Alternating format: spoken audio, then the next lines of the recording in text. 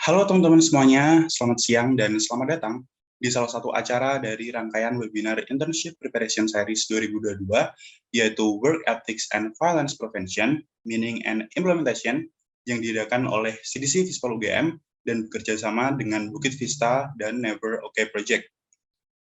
Bagi teman-teman yang baru saja bergabung dalam webinar yang diselenggarakan oleh CDC Fispal UGM ini, dan belum mengikuti akun Instagram CDC, silahkan bisa follow terlebih dahulu karena teman-teman akan mendapatkan info-info terbaru dan menarik seputar internship preparation di sana. Oh ya, sebelumnya gimana nih kabar dari teman-teman semuanya? Semoga dalam keadaan baik dan sehat ya, karena seperti yang kita ketahui bahwa akhir-akhir ini kan Omicron lagi rame-ramenya dan saya harap teman-teman tetap jaga kesehatan dan jangan lupa untuk senantiasa menaati prokes yang berlaku. Kemudian mungkin saya akan memperkenalkan diri terlebih dahulu. Perkenalkan, saya Yosef dari CDC Fispal UGM yang akan memandu jalannya webinar pada siang hari ini. Webinar Internship Preparation Series kali ini merupakan kolaborasi antara CDC Fispal UGM dengan pihak Bukit Vista dan juga Never OK Project yang berupa pembekalan magang dan diselenggarakan sebagai upaya untuk mempersiapkan mahasiswa dengan berbagai pengetahuan serta skills atau kemampuan yang dapat berguna untuk menunjang proses kegiatan magang di instansi-instansi tertentu. Nah, webinar tentang Work Ethics and Violence Prevention, Meaning and Implementation ini merupakan webinar ketiga dari rangkaian Internship Preparation Series di semester genap tahun 2022 ini. Pada webinar kali ini, kami telah mendatangkan dua pembicara yang sangat luar biasa dan merupakan seorang yang expert di bidangnya. Yang pertama yaitu Kak Ferawati, atau bisa kita panggil Kak Vera. Beliau merupakan Human Resource of Bukit Vista. Nah, pada kesempatan kali ini, Kak Vera akan menyampaikan materi mengenai etika profesional di dunia kerja. Mungkin Kak Vera bisa menyalakan mikrofonnya dan menyapa peserta terlebih dahulu. Halo Kak Vera. Halo, halo. Gimana kabarnya Kak? Baik. Oke, terima kasih Kak Vera. Nah, yang kedua yaitu ada Kak Imelda Riris, atau bisa kita panggil Kak Imelda. Beliau merupakan Head of Impact, Monitoring, and Evaluation of Never OK Project. Pada kesempatan kali ini, Kak Imelda akan menyampaikan materi mengenai pengetahuan tentang kekerasan seksual di lingkungan kerja. Mungkin Kak Imelda juga bisa menyalakan mikrofonnya dan menyapa teman-teman terlebih dahulu. Halo Kak Imelda. Halo, siang semuanya. Gimana kabarnya Kak? Baik. Oke, terima kasih Kak Imelda. Kemudian saya ingin menyampaikan beberapa rules atau peraturan dalam mengikuti webinar kali ini, yaitu teman-teman peserta diharapkan bisa mengikuti webinar ini hingga sesi terakhir ya, dan dapat mematikan mikrofon guna menjaga acara tetap kondusif. Dan di akhir nanti akan ada pembagian door prize e-wallet bagi peserta penilaian terbaik. Jadi apabila teman-teman peserta memiliki pertanyaan, silahkan bisa ditanyakan melalui kolom chat atau diperkenankan menanyakan langsung ketika sesi diskusi sedang berlangsung. Nah, buat teman-teman yang tidak memiliki kendala jaringan atau device, boleh banget buat on kamera, karena biar kita lebih nyaman dan bisa lebih interaktif gitu ya. Dan juga yang terakhir, di akhir nanti, jangan lupa untuk mengisi link presensi yang akan kami bagikan untuk mendapatkan e-sertifikat dari CDC. Oke, mungkin untuk menghemat waktu ya, tanpa berlama-lama lagi, saya persilakan Kak Vera untuk memulai sesi presentasi pertama pada webinar kali ini selama 40 menit. Kepada Kak Vera, waktu dan layar saya serahkan. Terima kasih. Oke, pertama-tama thank you, Yosef dan tim CDC Visivo UGM ya untuk memberikan waktunya dan kesempatan supaya aku bisa sharing sedikit tentang work ethics dan violence di sini ke teman-teman yang udah datang. Perkenalkan, nama aku Vera dan aku bagian dari Human Resource Team di Bukit Vista. Dan ya, hari ini aku akan menjelaskan sedikit tentang ethics profesional ya. Next slide, please. Oke, mungkin pertama-tama aku bisa menjelaskan objektif dari sesi ini gitu. Jadi kita mengharapkan bisa menginspirasi teman-teman atau adik-adik sekalian untuk menginovasi menggunakan skills teknikal untuk to solve real world problems gitu, permasalahan yang asli, dan juga menginspirasi adik-adik untuk menjoin intern di Bukit Vista mungkin ya. Oke, next slide. Oke, sedikit perkenalan.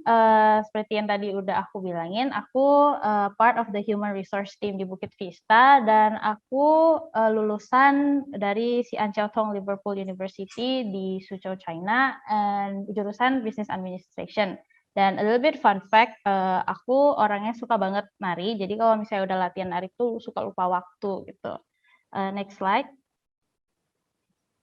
Oke, nah ini adalah visi dari Bukit Vista, yaitu to inspire delight through hospitality innovations that positive transform guests, partners, and employees. Jadi basically kita mempunyai harapan untuk menginspirasi semua orang melewati inovasi hospitality yang bisa mentransform para adik-adik sekalian atau guest, partners, sama employees juga secara positif gitu. Next slide. Oke, ini sedikit glimpse of the properties yang kita manage gitu ya. Jadi kalau pada masih bingung, jadi Bukit Vista adalah property management startup company yang bekerja sama bersama pemilik properti untuk membantu menyewakan properti mereka gitu. Dan juga kita menyediakan service-service untuk membantu memasarkan properti mereka. Dan ini beberapa properti yang kita punya sekarang. Oke, next slide. Oke, nah kita waktunya ini ya, kita ke topik pertama, yaitu kan tadi tentang work ethics dan violence. Nah, topik pertama yang aku pengen jelasin adalah pentingnya untuk memaintain professional ethics di saat memasuki dunia kerja gitu. Next slide. Oke, nah jadi di sini aku ada breakdown menjadi dua, yaitu satu apa sih itu professional ethics dan kenapa itu important, kenapa itu penting. Jadi sebelum aku masuk ke dalam, jadi aku jelasin dulu generalnya. Jadi etika itu seperti yang kita tahu, etika atau attitude tuh pasti penting ya, dibutuhkan dalam kehidupan gitu kan, di mana aja, kapan aja. Yang penting etika yang kita tahu tuh itu bekalnya kita pas kita mau terjun ke dalam kehidupan sosial yang lebih luas gitu. Dan salah satu lingkungan yang sangat membutuhkan etika ini, like how kita bisa mengapply etika ini adalah dunia kerja. Jadi selain kita pintar secara technical wise atau akademik, etika juga perlu diseimbangin bersama dengan kemampuan akademik ini biar dunia kerja kita bisa lebih baik gitu kan. Dan eventually juga pasti membawa kita ke karir yang lebih baik. Jadi mempunyai keseimbangan antara akademik dan etika. Nah, apa sih etika profesional itu gitu kan? Jadi etika profesional adalah prinsip-prinsip yang mengatur perilaku seseorang atau kelompok dalam lingkungan bisnis. Jadi kalau misalnya dalam konteks ini yang kita maksud adalah karyawan atau bos, pokoknya orang-orang yang di dalam ruang lingkup dalam bisnis gitu. Dan seperti hal sebuah value atau nilai, etika profesional ini memberi aturan tentang bagaimana seseorang atau karyawan harus bertindak terhadap orang lain atau siapapun yang ada di dalam institusi tersebut gitu. Dan sebenarnya etika profesional ini kurang lebih sama dengan etika pribadi, yang dimana etika pribadi itu kan lebih mengacu kepada kepercayaan seseorang tentang apa yang benar dan apa yang salah, dan itu juga akan membimbing kita membuat keputusan yang lebih baik dan rasional gitu kan. Nah, kalau misalnya dalam konteks etika profesional, yaitu etika di dalam kerja, berarti lebih ke mengacu pada keyakinan atau mungkin yang udah melekat di kultur company itu tentang apa yang benar dan apa yang salah, yang membimbing para karyawannya untuk membuat keputusan yang lebih baik, lebih baik gitu ke depannya gitu. Dan etika ini juga bisa menentukan bagaimana kita menangani situasi di tempat kerja yang misalnya kita nggak pernah nih ngalamin situasi ini, kayak kita bingung karena kita nggak pernah ngalamin sebelumnya kan. Nah, gimana cara kita bisa membuat decision yang lebih benar adalah balik lagi ke etika profesional ini. Jadi kayak ini yang benar, ini yang salah, maka itulah jadi ujung-ujungnya akan membuat decision yang lebih objektif gitu ke depannya. Dan kenapa sih etika profesional ini penting banget di-apply gitu di dunia kerja? Jadi sebenarnya etika profesional ini tuh I would say itu kayak didesain, jadi dirancang untuk memastikan bahwa employees atau karyawan itu mempunyai ground basic attitude atau rules gitu kan. Jadi bisa berperilaku dengan cara yang diterima secara publik atau sosial dan sebenarnya dengan outcome yang agar semuanya bisa saling menghormati gitu. Jadi aturan ini atau aturan untuk perilaku ini itu lebih mengirimkan pesan untuk memastikan bahwa semua orang di dalam ruang lingkup kerja ini berada di halaman yang sama gitu. Dan alasan lainnya kenapa itu penting adalah untuk set better expectations, menerapkan ekspektasi yang lebih baik. Nah, kenapa sih kalau misalnya menaruhkan ekspektasi lebih baik itu penting banget, apalagi dari awal-awal gitu ya. Jadi sebenarnya simple banget. Jadi kalau misalnya ada project, misalnya kalau dari awal kita udah nggak menerapkan ekspektasi gimana-gimana, pasti nanti ujung-ujungnya kita nggak tahu nih apa yang di-expect oleh para leader atau para senior gitu kan.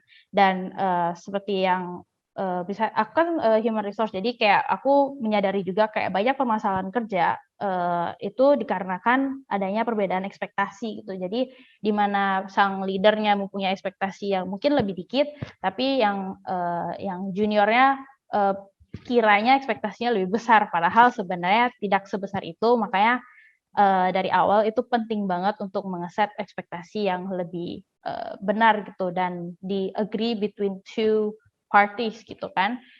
Biar kenapa? Biar nanti eventually di saat kerjanya itu nggak bingung dan juga nggak mengoverwhelm diri sendiri. Habis itu ada alasan-alasan lainnya juga. Biasanya tuh orang yang mempunyai etika profesional lebih baik tuh lebih digemari oleh orang-orang kerja sekitar gitu kan. Jadi kayak kalau misalnya kalian butuh bantuan, bakal lebih gampang dapat bantuannya dari teman-teman sekitar karena obviously kita lebih profesional di saat bekerja dan of course orang-orang lebih kayak lebih senang gitu deket-deket sama kita gitu. Dan juga paling penting ini mencerminkan profesionalisme diri kan. Jadi orang yang profesional itu pastinya ujung-ujungnya mempunyai peluang karir yang lebih besar dan lebih baik, dan lagi ujung-ujungnya mereka bisa diberi kepercayaan untuk tanggung jawab yang lebih besar gitu. Jadi kenapa etika profesional ini penting, ujung-ujungnya akan membentuk kita menjadi seorang individu yang lebih baik dan juga lebih profesional, dan tentunya memberi kita peluang yang lebih besar lagi ke depannya yang tanpa kita expect gitu. Nah, next slide. Oke, tadi kan aku udah jelasin tentang definisi etika profesional nih. Nah, pasti sekarang adik-adik pada bingung kayak aspek apa sih yang perlu dikonsiderasi untuk menjadikan diri kita seorang ethical person gitu. Next slide. Nah, jadi di sini aku mention 6 aspek yang bisa diperhatikan, bisa dimulai dari sana gitu kan. Jadi yang pertama itu adalah integrity or integritas. Nah, kalau misalnya kita cari nih definisi integritas itu apa? Basically integritas itu adalah kejujuran dalam dunia kerja. Kejujuran itu bukan hanya kejujuran jujur, tapi lebih ke berani mengakui kelemahan dan kekurangan di saat dunia kerja gitu. Jadi ya lebih ke integritas kejujuran yang sampai kayak ke dalam gitu. Nah, terus integritas juga mengacu pada komitmen para pekerja juga untuk menegakkan prinsip moral dalam situasi apapun gitu. Jadi contohnya kalau misalnya di Bukit Vista itu kita sangat-sangat mengutamakan para karyawan mempunyai integritas yang tinggi. Jadi kalau misalnya mereka mempunyai problem yang mungkin yang orang lain tidak tahu atau tidak mengexpect problem itu bakal ada. Nah, integritasnya jatuh kepada that particular employee atau karyawan harus lapor ke leader atau teammates-nya tentang permasalahan yang ada. Nah, dan juga mempunyai integritas tuh juga gimana ya, membantu kita menyelesaikan permasalahan lebih cepat dibanding kayak kita simpen semua ke dalam diri sendiri terus ujung-ujungnya overwhelmed dan burn out. It's not a good thing that we want to have. Jadi ya itu aspek yang kita bisa mulai, jadi mempunyai integritas yang baik. Dan orang-orang yang punya integritas tuh bisa diandalkan banget, dan biasanya tuh orang-orang yang sangat-sangat bertanggung jawab karena mereka mengetahui kelemahan mereka sendiri kan. Jadi mereka bisa bertanggung jawab yang baiknya dan juga yang buruknya dari mereka gitu. Nah, yang kedua adalah honesty atau kejujuran. Hampir mirip dengan integritas, tapi kejujuran tuh lebih ke ya mereka jujur dalam setiap situasi gitu, maupun itu adalah hal yang tidak ingin didengar oleh tim, tapi tentunya demi kebaikan tim dan mencapai target company, kita tetap harus bisa jujur gitu. Dan itu adalah salah satu aspek orang yang mempunyai etika yang baik dalam bekerja. Dan yang ketiga adalah loyalitas. Loyalitas ini nggak cuman anggapannya kayak loyal kepada company dalam konteks period atau waktu ya, enggak, tapi loyalitas ini lebih ke kesetiaan dalam responsibility yang dipunyai gitu. Jadi kalau misalnya mempunyai project atau task atau assignment, nah orang yang mempunyai etika profesional yang baik itu mereka mempunyai loyalitas terhadap tanggung jawabnya itu. Jadi apapun yang terjadi, mereka akan tetap loyal kepada responsibilities mereka sampai selesai, dan mereka udah ready gitu untuk tanggung jawab for whatever happen gitu. Yang keempat adalah respect, yaitu rasa hormat. Jadi orang yang mempunyai etika yang baik itu pasti menunjukkan rasa hormat yang tinggi terhadap orang-orang di sekitar mereka, maupun orang itu adalah yang lebih tinggi atau lebih rendah, pasti ya gampangnya disapu ratain gitu. Jadi semua rasa hormatnya sama gitu. Dan mereka pastinya karena sapu ratain, mereka tuh nggak membeda-bedakan kayak agama, jenis kelamin atau ras seseorang, dan ini juga sangat-sangat di-apply banget di Bukit Vista. Jadi kita tuh mempunyai namanya harassment policy gitu, dan kita sangat-sangat tidak mentoleransi contohnya kayak rasisme atau harassment yang kita tidak inginkan. Jadi ya itu makanya kayak untuk membantu kita menjadi orang yang mempunyai etika profesional yang lebih baik, yaitu salah satunya mempunyai rasa hormat yang tinggi kepada semua orang di dalam company, dan juga kalau akan lebih baik lagi bisa di-apply keluar. Dan yang kelima adalah selflessness, itu lebih ke kamu adalah orang yang tidak mementingkan diri sendiri dan lebih mengutamakan orang lain ya untuk membantu mereka. Nah, ini juga sebenarnya terreflect di dalam core value. Jadi BIF itu mempunyai core value itu yaitu prinsip-prinsip ya sama lah prinsip etika di dalam company kita yang kita terapin setiap hari, setiap saat. Jadi ada satu core value namanya help others to help themselves, membantu yang lain untuk membantu diri kita sendiri. Nah, ini sama dengan selflessness. Jadi di saat teman atau kolik kita membutuh bantuan dan di sana kita juga lagi free dan tidak berat, akan lebih baik kalau misalnya kita bisa membantu mereka, yang ujung-ujungnya pasti membantu diri kita sendiri gitu. Jadi kayak dengan membantu mereka kita bisa belajar juga hal baru, kayak oh ternyata ini begitu. Dan yang kedua, meringankan beban berdua gitu, karena kalau namanya membantu pasti it doesn't go one way, pasti dua-duanya bantu gitu kan. Nah, jadi selflessness itu penting juga untuk orang yang penting untuk dikonsiderasi untuk menjadi orang yang beretika baik. Dan yang terakhir adalah responsibility. Seperti yang tadi aku ngomongin sebelumnya, orang yang bertanggung jawab itu penting banget ya sebagai orang yang beretika baik, karena kalau ada apa-apa, kalau misalnya nggak berani bertanggung jawab, then it's a waste, sama aja mau sepintar apapun, tapi kalau nggak berani bertanggung jawab, ujungnya the education tuh kayak the knowledge bakal tersia-siakan gitu. Nah, itu beberapa aspek yang bisa dikonsiderasi to start menjadi orang yang memiliki etika kerja yang lebih baik. Next slide. Oke, ini adalah lebih ke gimana sih cara memberi kesan positif atau positive impression di saat masuk ke dunia profesional gitu. Oke, next slide. Di sini aku ada mention 5, tapi aku believe there are more. Tapi again, ini adalah points yang bisa kayak starting point gitu lah ya. Ada 5 ini yang bisa dikonsiderasi gitu. Jadi pertama adalah dress professionally. Di sini aku tulis make your first impression memorable from how you dress in the workplace. Oke, emang benar kita WFH nih sekarang, kayak banyak yang WFH, tapi bukan berarti kita bisa pakai baju tidur gitu kan ke dalam meeting, kayak we also want to look professional juga pastinya kan. Nah, kalau misalnya kita ngomongin WFO gitu, ada juga beberapa company yang nggak apa-apa nih pakai pakaian casual aja, tapi bukan berarti kita bisa contohnya memakai baju-baju yang kayak mau ke pantai gitu kan. Itu kan agak sedikit out of context gitu.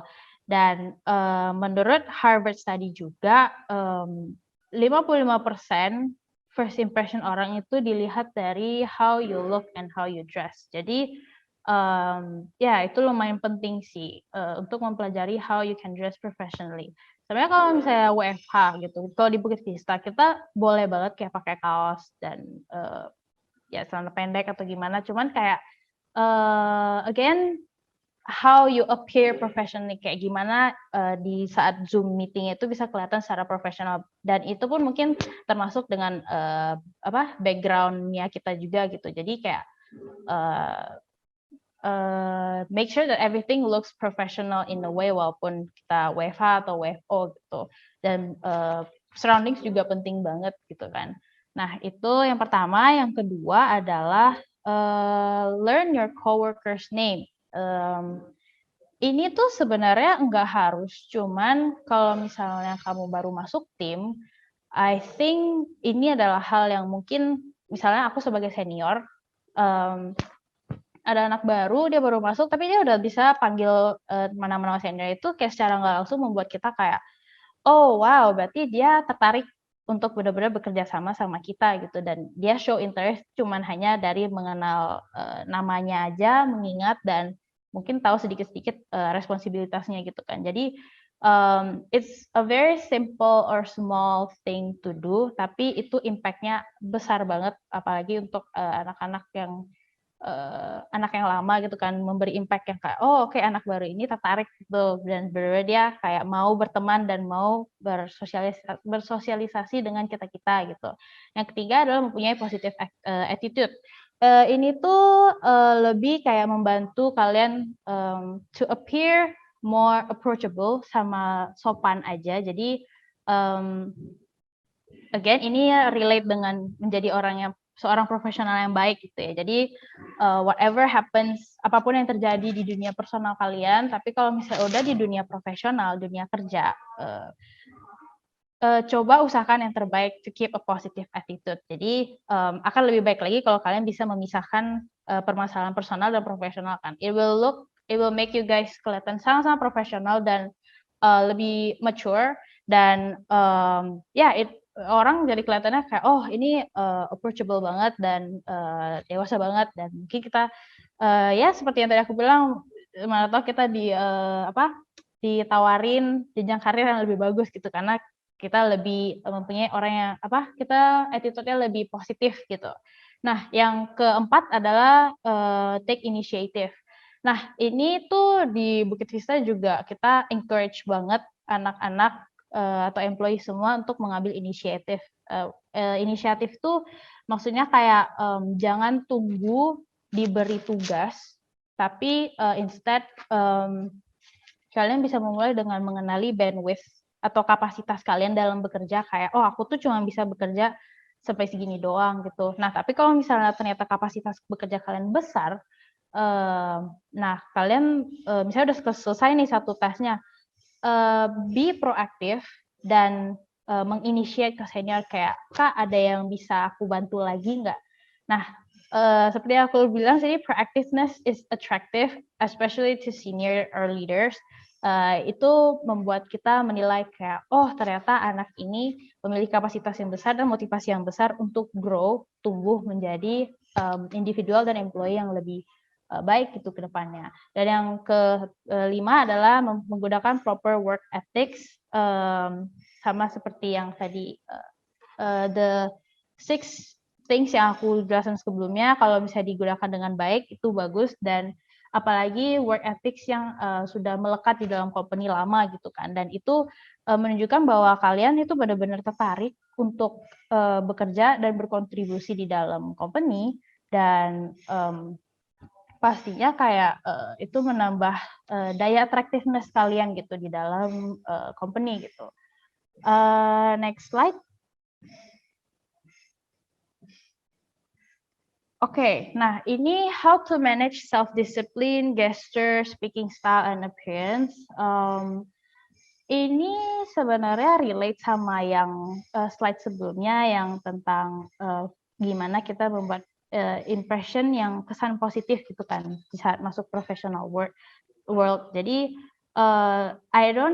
aku tidak mempunyai hal-hal yang spesifik atau secara teoretikal yang bisa aku share ke kalian, tapi mungkin ini lebih ke pengalaman pribadi ya gitu. Next slide. Nah, ini kalau misalnya di Bukit Vista, gimana kita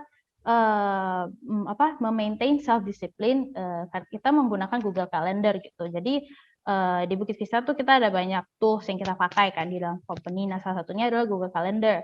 Dan kita sangat highly encourage our employees untuk memblocking timing, apalagi kita WFH gitu kan, dan kita tidak mempunyai visibilitas rekan-rekan yang lain kayak mereka lagi ngapain dan sibuknya di bagian mana. Makanya salah satu to keep yourself discipline adalah membuat schedule yang tepat gitu for the whole week gitu. Jadi apa yang kalian kerjain hari ini, hari itu gitu.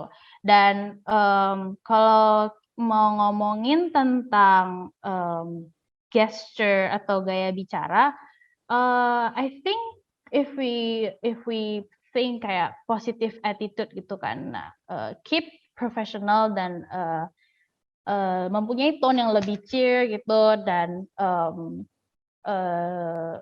lebih aktif di dalam diskusi, itu bisa membantu gesture dan gaya bicara kalian eventually gitu. Paling kalau aku pribadi percaya kayak practice makes perfect, dan you learn best through doing. Jadi kalau misalnya ada meeting, kalau misalnya di BV ya, di Bukit Vista, kayak kita mengencourage kayak para intern untuk kayak lead the meeting gitu, discussion meetingnya. Nah dari sana tuh mereka eventually bakal grow cara gesture dan gaya bicara mereka di saat public speaking gitu.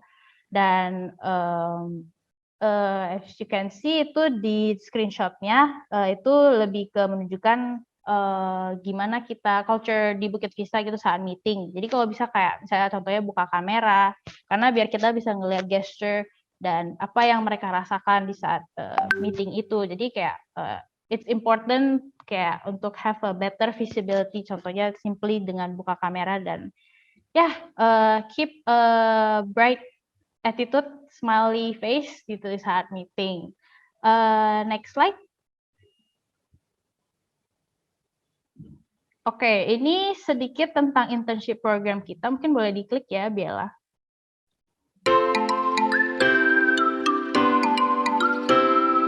Hello everyone, my name is Victoria and I'm the digital marketing intern here in Bukit Vista. Hello everyone, my name is Willis and I'm a data scientist intern in Bukit Vista. Hi, my name is Erica and I'm one of the customer relation and reservation team at Bukit Vista. Hi everyone, my name is Jocelyn and I'm a founding intern here in Bukit Vista. Hi everyone, I'm Zula and I'm a PR intern at Bukit Vista. Hi, I'm Alia and I'm a business development intern at Bukit Vista.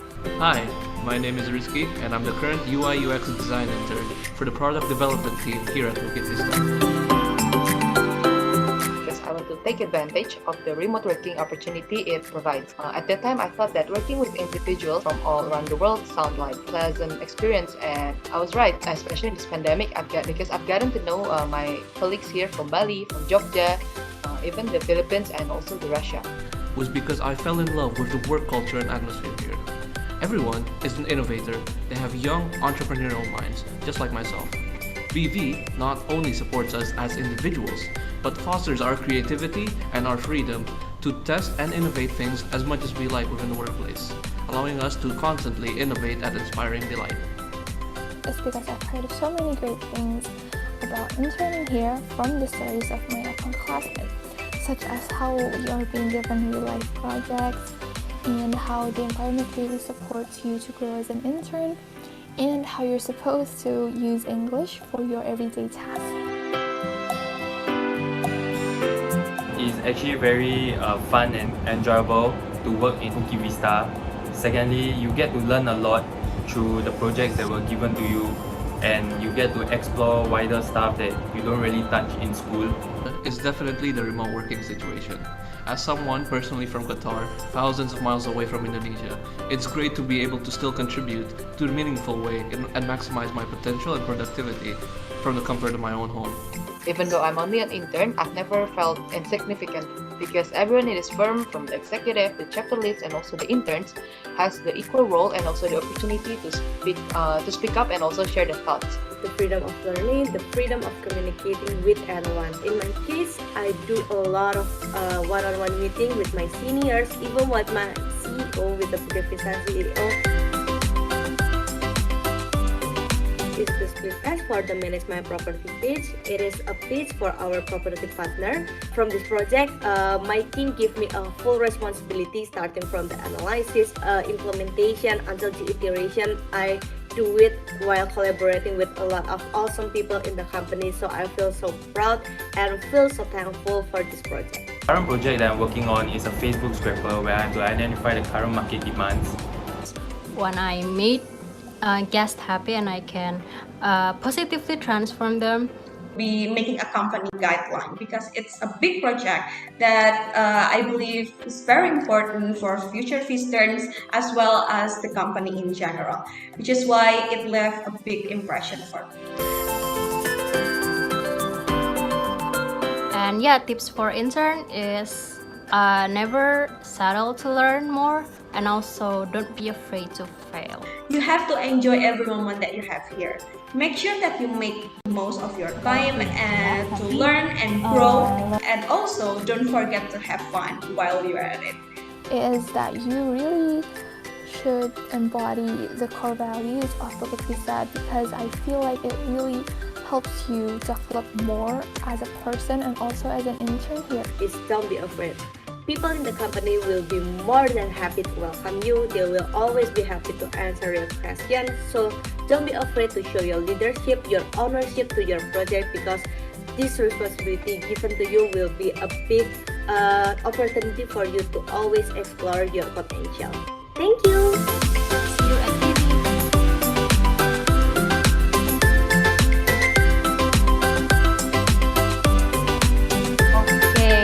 Yep. Jadi boleh di pause.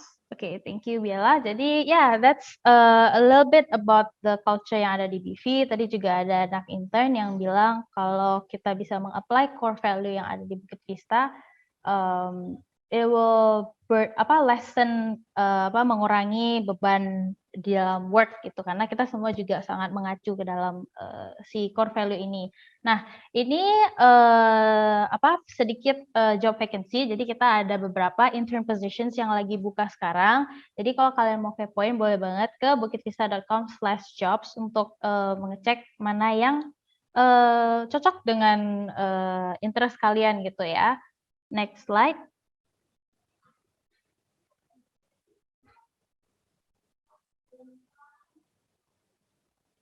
Oke, nah kalau kalian mau lebih mengenal nih Bukit Vista tuh gimana-gimana aja sih si dalamnya, kerjaannya apa, activitiesnya apa, boleh banget ke LinkedIn kita dan ya mengecek a little bit about our company gitu ya.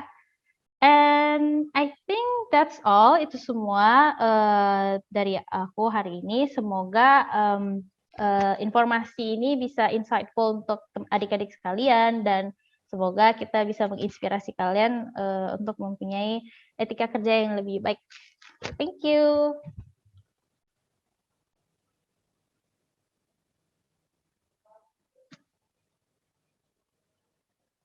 Mungkin balik lagi ke Yosef ya.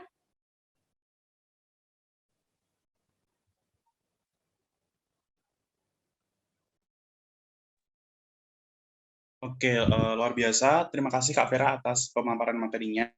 Insightful banget dari pemaparan Kak Vera tadi, kita bisa tahu tentang pentingnya untuk memaintain etika profesional ketika memasuki dunia kerja ya. Dan sebenarnya etika kerja itu penting dan dibutuhkan dalam segala aspek kehidupan sosial ya, termasuk dalam dunia kerja itu sendiri.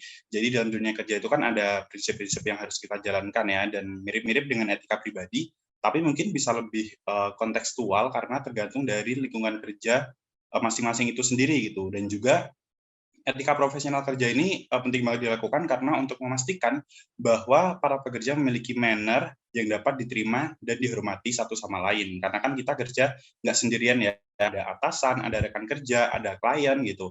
Dan juga dari pemaparan Kak Vera tadi ada 6 aspek etika kerja, yaitu ada integrity, honesty, loyalty, respect, selflessness, dan juga responsibility.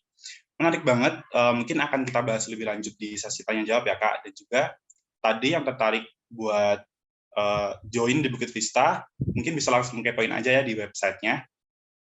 Oke, selanjutnya mungkin teman-teman juga udah nggak sabar banget nih buat menyimak pemaparan materi dari Kak Imelda.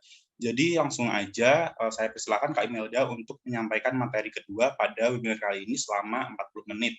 Kepada Kak Imelda, waktu dan layar saya serahkan. Terima kasih.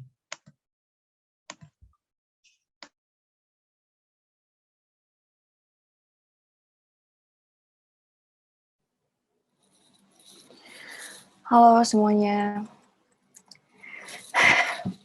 Mungkin agak sedikit berat ya kalau tadi habis ngebahas etika. Sekarang saya mau bahas tentang pelecehan seksual di dunia kerja atau sexual harassment in the world of work 101, di mana kita bakalan mengenal bareng-bareng apa itu pelecehan seksual di tempat kerja, lalu kemudian intervensi apa yang bisa kita lakukan untuk melawan pelecehan seksual di tempat kerja. Sedikit perkenalan tentang Never Okay Project adalah sebuah inisiatif berbasis misi sosial pertama di Indonesia yang secara spesifik membahas pelecehan seksual di tempat kerja. Jadi kami hadir memberikan dukungan untuk perusahaan, komunitas, dan institusi untuk melawan kekerasan seksual atau pelecehan seksual di tempat kerja. Sejauh ini kami sudah bekerja sama dengan sejumlah perusahaan baik itu multinational companies maupun national companies di Indonesia, foreign embassies, dan juga public and private universities. Kami juga secara berkala melakukan riset maupun survei seperti yang bisa teman-teman lihat untuk melihat kondisi pelecehan seksual di tempat kerja di Indonesia.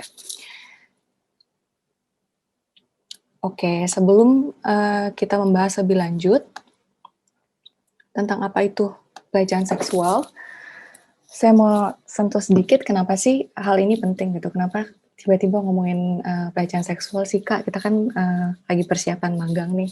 Kok tiba-tiba ngomongin yang sedikit mengerikan kayak gini? Jadi fenomena kekerasan seksual di tempat kerja itu bagaikan fenomena gunung es gitu, di mana kasus yang ada saat ini yang kita bisa sama-sama tahu, baik itu yang dilaporkan di Komnas Perempuan misalnya maupun yang ada di pemberitaan di media, sama sekali tidak bisa merepresentasikan seberapa buruk kondisi yang sebenarnya terjadi gitu. Lalu kemudian ada juga concern-concern lain, misalnya 10 dari 11 negara di Asia Tenggara telah memiliki regulasi spesifik terkait pelecehan seksual di tempat kerja. Satu-satunya yang belum punya itu Indonesia. Lalu kemudian dari 80% pekerja yang mengaku pernah mengalami pelecehan seksual di tempat kerja, hanya 1% dari korban, dari penyintas yang berani melaporkan. Ini adalah riset dari Better Work Indonesia di tahun 2015.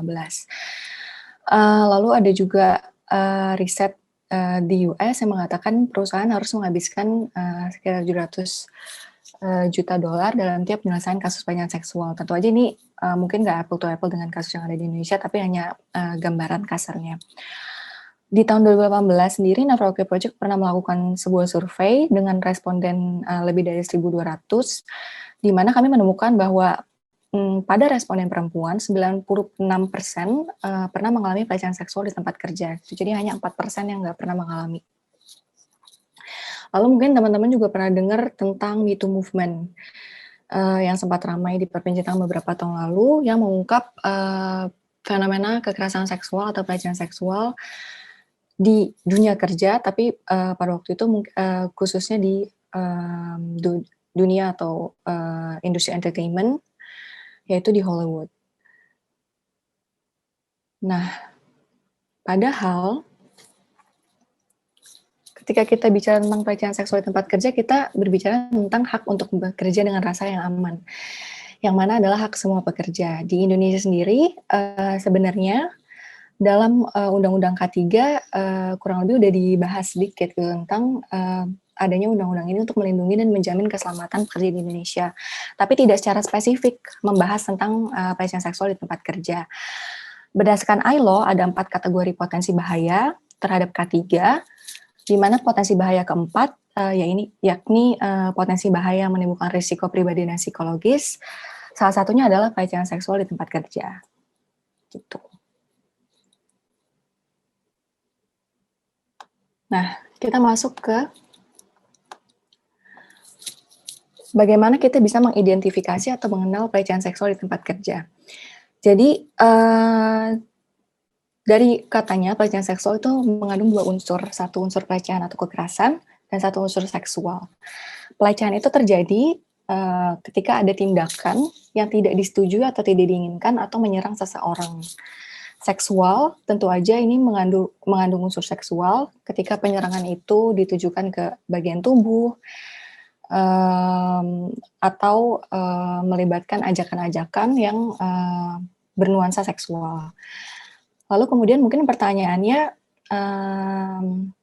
batasannya di mana sih, Kak? Batasannya itu ada di unsur konsen. Kalau misalnya teman-teman pernah dengar apa itu konsen, artinya adalah persetujuan yang diberikan oleh seseorang. Ada 5 principle of consent. Yang pertama adalah freely given, gitu. Jadi harus diberikan secara sukarela, tanpa paksaan, tanpa ancaman. Lalu yang kedua ada reversible, gitu. Jadi artinya ketika seseorang agree untuk melakukan sesuatu di awal, di tengah-tengah itu dia bisa mengatakan saya tidak nyaman dan saya tidak mau melanjutkannya. Lalu yang ketiga ada inform, di mana ketika seorang meminta persetujuan dari pasangannya atau siapapun itu, harus benar-benar menginformasikan dengan jelas gitu apa yang diminta. Lalu yang keempat adalah enthusiastic, gitu. Jadi harus dibalas dengan antusias. Dan yang terakhir adalah specific, gitu. Ini berkaitan dengan inform yang tadi. Nah, tentu aja pelecehan seksual ini merugikan korban, dan kerugiannya itu bisa berbagai macam, gitu, mulai dari kerugian fisik, psikologis, sampai dengan kerugian ekonomi. Lalu kemudian apa bedanya dengan pelecehan seksual yang terjadi di dunia kerja? Tentu aja kompleksitasnya berbeda, gitu. Pelecehan seksual yang terjadi secara umum memang menempatkan perempuan sebagai kelompok yang lebih rentan, gitu, karena kita berbicara tentang ketimpangan relasi gender, di mana perempuan seringkali dianggap sebagai kelompok yang lebih sering diobjektifikasikan, lebih sering dianggap lemah, dan sebagainya. Nah, tapi kalau kita bicara dalam konteks di tempat kerja, ada ketimpangan relasi kuasa di luar relasi gender, gitu, yaitu relasi kekuasaan atau posisi, itu di mana memang seringkali pelakunya adalah orang-orang yang punya power, orang-orang yang level posisinya di atas, yang kemudian bisa menyalahgunakan kekuasaan yang dia punya. Gitu. Karena itu, pembahasan tentang kekerasan seksual atau pelecehan seksual di tempat kerja penting untuk teman-teman yang mau magang, gitu. Karena pada realitanya hal ini sering terjadi, bukan aku nakutin, That's a sad reality, I know. Sering terjadi dan menyasar baik itu pekerja muda, pekerja kontrak maupun teman-teman intern. Nah, selain daripada itu, perbedaannya juga ada di unsur relasi kerja atau hubungan kerja. Lalu kemudian ada perbedaannya di unsur dampak, di mana ketika kita bicara pelecehan seksual di tempat kerja, kita ngomongin juga tentang dampak ekonomis, di mana ini sangat berkaitan dengan livelihood-nya seseorang, tentang mata pencahariannya seseorang. Situasi seperti apa sih, Kak, yang bisa memungkinkan pelecehan seksual di tempat kerja? Ada dua, yang pertama ada quid pro quo, atau artinya this for that, atau ini untuk itu. Ini adalah satu situasi di mana ajakan atau tawaran terhadap sebuah hubungan seksual disertai dengan ancaman ataupun iming-iming imbalan. Jadi misalnya ada seorang bos yang mengajak bawahannya untuk berhubungan seksual, lalu kemudian dia bilang kalau misalnya kamu nggak mau, kamu nanti bakalan susah naik jabatannya, atau kalau nggak mau, nanti kamu saya mutasi dan sebagainya. Quid pro quo ini berbahaya karena ada proses manipulasi konsen gitu, di mana ketika seseorang mengatakan iya, pada situasi quid pro quo, konsen yang dia berikan sebenarnya nggak sah gitu, karena kalau tadi kita menilik konsep konsen itu, seharusnya konsen diberikan freely given, tanpa ada unsur ancaman, tanpa ada unsur iming-iming dan sebagainya. Lalu yang kedua adalah hostile work environment. Ini mungkin cukup self-explanatory seperti istilahnya, yaitu situasi lingkungan kerja yang tidak kondusif karena menjadi intimidatif, perlu permusuhan dan sebagainya. Mungkin teman-teman ada yang pernah dengar kasus kekerasan seksual yang terjadi di KPI. Itu adalah salah satu contoh hostile work environment di mana pelecehan seksualnya sudah terjadi berulang-ulang, oknum atau pelakunya banyak gitu, jadi sudah dinormalisasi, dan kemudian seringkali korban atau ya penyintas berada di posisi yang disalahkan balik gitu. Jadi kalau melapor justru disalahin balik, victim blaming dan sebagainya. Nah, ini recap sedikit tentang bagaimana kita mengidentifikasi pelecehan seksual di tempat kerja. Yang pertama, tidak dikehendaki oleh individu yang menjadi sasaran. Yang kedua, seringkali disertai janji maupun ancaman. Yang ketiga, respon dari korban menerima atau menolak itu dijadikan pertimbangan untuk penentuan karir ataupun pekerjaan. Lalu yang terakhir, dampaknya menimbulkan berbagai gejolak psikologis, seperti marah, benci, dendam, rasa aman dan nyaman dalam bekerja hilang.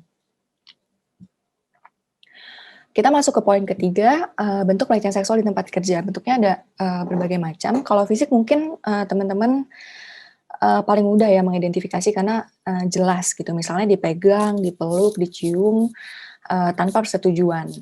Lalu kemudian ada bentuk verbal, misalnya godaan atau panggilan sayang tanpa persetujuan, atau bercandaan yang berbau seksual. Terus kemudian ada bentuk tertulis. Ini kalau dalam konteks di tempat kerja sering terjadi, misalnya ditulis di post-it atau di notes atau melalui email atau WhatsApp ataupun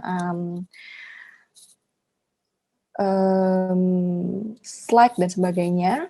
Lalu kemudian ada bentuk visual. Ini misalnya contohnya flashing atau dipertontonkan atau diperlihatkan atau dikirimkan materi konten visual yang berbau pornografi, yang berbau seksual tanpa persetujuan. Lalu kemudian ada bentuknya isyarat, contohnya catcalling dalam bentuk siul-siulan. Dan yang terakhir online. Online ini bentuknya macam-macam. Bisa visual, bisa tertulis, bisa verbal, tapi kata kuncinya adalah terjadi secara online, dan ini yang banyak terjadi ketika dalam situasi pandemi ini, ketika kebanyakan orang bekerja dari rumah atau work from home, atau yang biasa dikenal dengan kekerasan berbasis gender online. Nah, sebenarnya kalau menurut ILO ada satu tambahan bentuk, yaitu bentuk psikologis. Kalau dari definisi ILO sih dia bilang ini adalah bentuk pelecehan seksual di dunia kerja yang terjadi berulang sehingga menimbulkan dampak psikologis. Tapi kalau dari Never Okay sendiri kami kurang setuju, karena menurut kami pelecehan seksual yang terjadi bahkan sekalipun sudah bisa menimbulkan dampak psikologis kepada korbannya. Nah, ini sedikit piramida kekerasan seksual. Jadi biasanya dimulai dengan menganggap wajar gitu. Jadi kayak misalnya pelecehan seksual yang sifatnya verbal, bercandaan-bercandaan seksis itu kan banyak yang dianggap wajar ya di Indonesia. Terus kemudian meningkat ke yang sifatnya merendahkan, lalu meningkat ke sifatnya menyerang. Kenapa saya kasih tunjuk ini? Karena kami menemukan pola pada kasus pelecehan seksual di tempat kerja di mana banyak pelaku yang memulai dengan melakukan pelecehan seksual di spektrum rendah, lalu kemudian melakukannya secara berulang, dan kalau dia berhasil lolos gitu, dia akan ini akan escalate gitu, di mana dia akan melakukan pelecehan seksual yang lebih berbahaya, yang sifatnya menyerang itu tadi.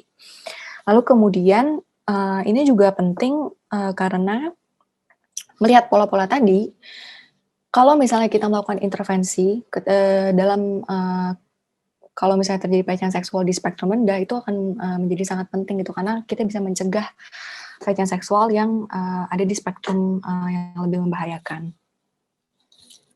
Ini salah satu contoh kasus, mungkin saya nggak perlu bacain ya. Teman-teman kalau misalnya penasaran dengan contoh-contoh kasus, bisa lihat di neverokayproject.org. Kami menampung cerita dari penyintas pelecehan seksual di tempat kerja yang kemudian kami publikasikan secara anonimus. Oke. Sekarang kita masuk ke bagian kedua dari sesi ini, yaitu intervensi melawan pelecehan seksual di tempat kerja. Tadi kan kita udah berhasil mengidentifikasikan apa sih pelecehan seksual di tempat kerja, bentuknya seperti apa, kompleksitasnya sebagaimana, lalu kemudian bagaimana sih kita bisa sama-sama melawan pelecehan seksual di tempat kerja. Ada 2 level intervensi, yang pertama intervensi individual, yang akan dibahas hari ini adalah intervensi korban maupun bystander, lalu kemudian saya akan menyinggung sedikit tentang intervensi organisasi ataupun perusahaan. Intervensi dalam level individu, biasanya adalah salah satu yang paling sering ditanyakan, apa sih yang bisa saya lakukan kalau misalnya ini terjadi kepada saya? Sebenarnya Never Okay Project berusaha untuk mengkampanyekan rekan-rekan pekerja maupun teman-teman yang baru mau intern untuk sama-sama belajar menjadi seorang yang proaktif gitu di lingkungan kerja gitu. Jadi kalau bisa ada tahapan-tahapan yang bisa kita lakukan sebelum hal ini terjadi kepada kita ataupun sebelum terjadi ke let's say teman kita atau rekan kerja kita. Yaitu ada di tahap kenali. Penting untuk kita mempunyai kesadaran dan pengetahuan tentang sexual harassment in the workplace itu sendiri. Karena pada beberapa kesempatan Never Okay Project juga sering menerima pertanyaan dari penyintas yang mereka bahkan nggak tahu gitu kalau yang terjadi kepada mereka adalah masuk ke pelecehan seksual gitu, karena mereka nggak bisa mengidentifikasikan gitu. Jadi maksud dan tujuan dari sesi hari ini salah satunya adalah untuk nge-tackle poin ini gitu. Jadi teman-teman punya kesadaran dan pengetahuan tentang sexual harassment in the workplace itu sendiri. Lalu yang kedua, untuk kita kalau bisa untuk memeriksa peraturan seputar pelecehan seksual di tempat kerja. Biasanya perusahaan besar, terutama multinational companies, mereka secara gamblang mengumumkan gitu kalau mereka punya peraturan. Nah, biasanya mudah untuk diakses, dan ini penting untuk kita pelajari gitu. Jadi kalau misalnya terjadi sesuatu baik itu kepada kita ataupun kolega, kita tahu apa yang harus dilakukan, kepada siapa harus melapor, proses mekanisme pelaporannya seperti apa dan sebagainya. Lalu yang ketiga, penting untuk meningkatkan sensitivitas gender.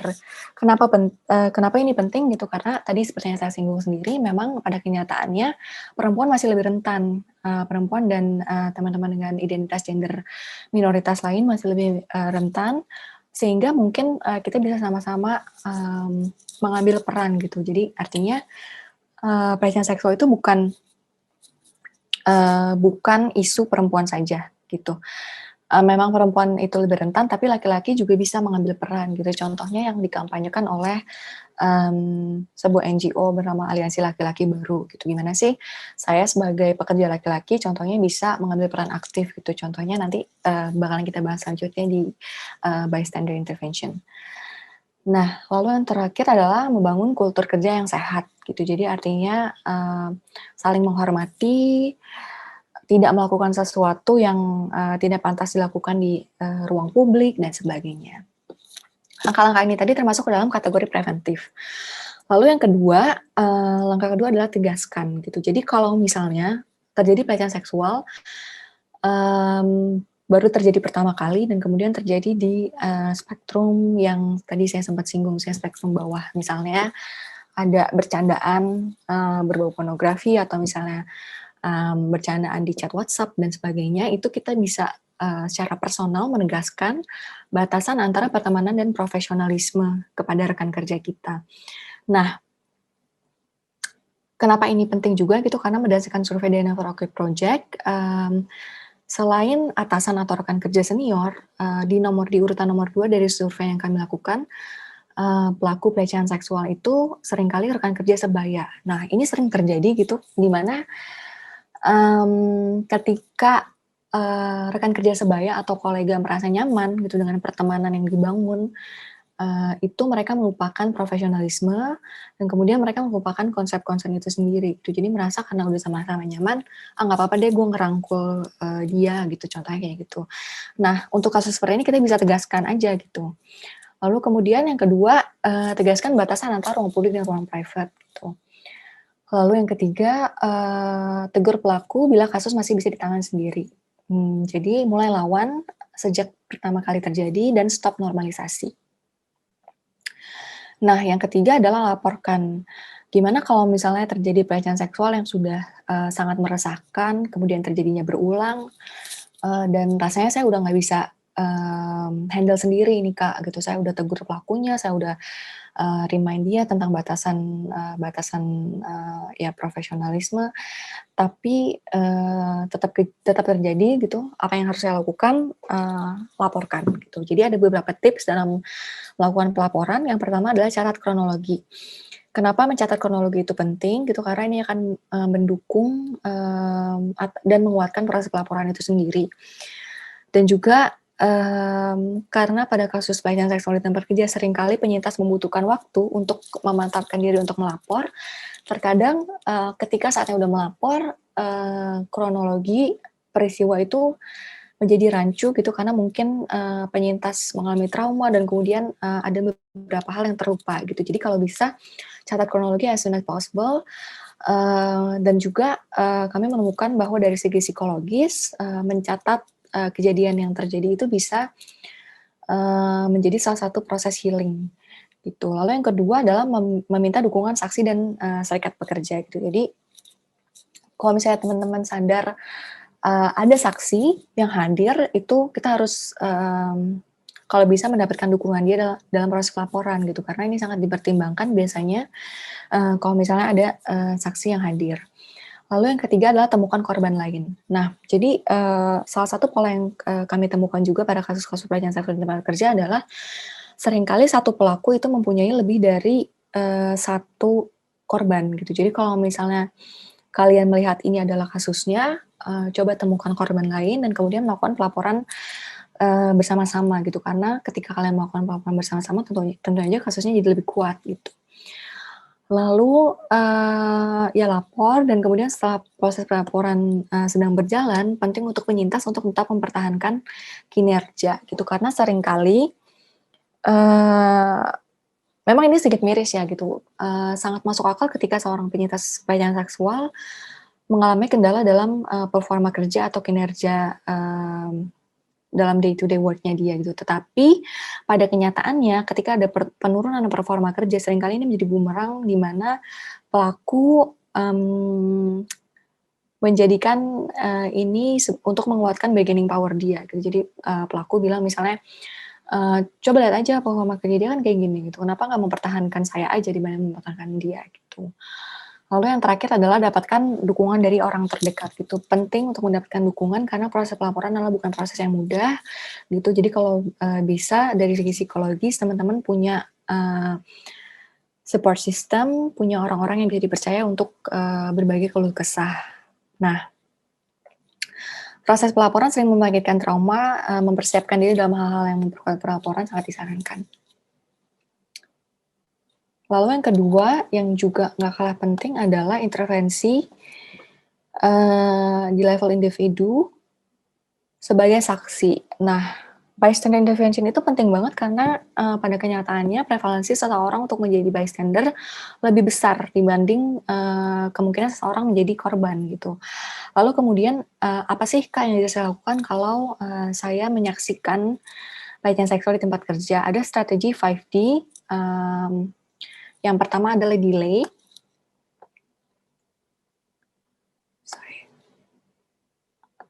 Atau seperti namanya, intervensi yang dilakukan setelah insiden. Biasanya kalau kita ngomongin bystander intervention, banyak yang langsung takut gitu, kayak, saya kayaknya kurang cukup berani deh Kak untuk melakukan bystander intervention, atau gimana Kak, saya kan cuma pegawai magang gitu, atau saya kan cuma pegawai kontrak, saya takut gitu kalau misalnya saya melakukan bystander intervention nanti malah bumerang ke sayanya. Nah, sebenarnya ada beberapa strategi yang tidak terlalu yang tidak membutuhkan keberanian sebanyak strategi yang lainnya, contohnya yang delay. Jadi apa yang kita bisa lakukan dalam strategi delay ini, kita bisa periksa kondisi korban gitu. Kita bisa menanyakan gimana sih state of being-nya dia gitu, gimana keadaan psikologisnya dia ketika kejadian berlangsung, dan kemudian apa yang bisa kita lakukan sebagai saksi gitu, apakah kita bisa menemani dia dalam proses pelaporan dan sebagainya. Lalu yang kedua ada direct, yaitu intervensi yang dilakukan langsung pada saat insiden. Kalau misalnya teman-teman cukup berani dan kata kuncinya adalah harus selalu periksa keamanan terlebih dahulu gitu. Kalau misalnya memungkinkan lakukan intervensi direct gitu, contohnya mengamankan korban, terus juga menegur pelaku gitu. Jadi biasanya dalam konteks kekerasan seksual atau pelecehan seksual di spektrum rendah, kami sangat menyarankan untuk intervensi direct. Misalnya contohnya di tempat kerja, misalnya lagi ngobrol-ngobrol in a group, lalu kemudian ada seseorang yang melakukan pelecehan verbal. Itu kan sangat memungkinkan untuk kita melakukan intervensi direct gitu, karena situasinya tidak terlalu berbahaya gitu. Dan kemudian kita juga bisa menyampaikannya dengan tentunya dengan sopan gitu, dengan profesionalisme, nggak perlu marah-marah juga gitu. Jadi balik lagi itu cek situasi dan keamanan, kalau memungkinkan lakukan intervensi direct. Lalu yang ketiga adalah distract. Nah, strategi ini berupaya untuk mengakhiri insiden dengan mengalihkan perhatian perilaku. Contohnya mengalihkan pembicaraan atau mengajak korban pergi dan sebagainya. Yang keempat adalah delegate. Strategi ini digunakan untuk mendelegasikan intervensi kepada pihak yang lebih mumpuni. Nah, ini penting juga untuk dibahas dalam konteks teman-teman yang baru akan magang gitu, karena seringkali konsiderasinya adalah saya takut saya bukan orang yang tepat untuk melakukan intervensi ini, atau saya tidak punya cukup bargaining power untuk melakukan intervensi ini.